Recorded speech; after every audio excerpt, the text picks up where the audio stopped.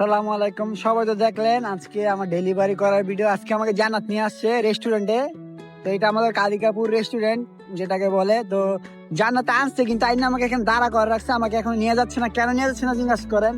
জান্নাত তুমি আজকে তুমি বলতেছো আমি খাওয়াই তো আমার কাছে টাকা নাই, তো আমি কিভাবে নেব?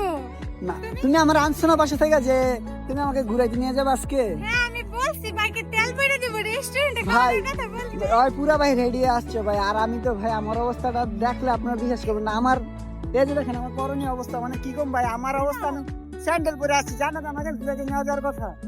আমি তোমার বলছি বাইকে তেল ভরে দেব, কিন্তু তো বলি চলো না, জান্নাত দেখি, আর তুমি বিলটা তুমি দিবা, চলো যাওয়া যাক। তুমি বিল দিবে না, চলো বাসায় চলে যাই।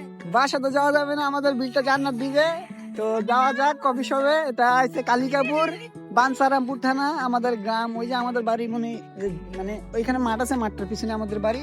আমাদের বাড়ির সাথে রেস্টুরেন্টটা। আমরা এখানে আসি কিন্তু টাকা না দিয়ে বারবার ছবি মুভি তুলে যাই। আর যারা দূরে থেকে আসে ওরা তো অবশ্যই ছবি তোলার আগেই খাওয়া দাওয়া করে নিতে হয়, কিন্তু আমরা খাওয়া দাওয়ার আগেই ছবি তুলে ফেলি, কারণ আমরা আসলে একটা লিজেন্ড, তো তার জন্য। বিল কিন্তু আমি দিতাম।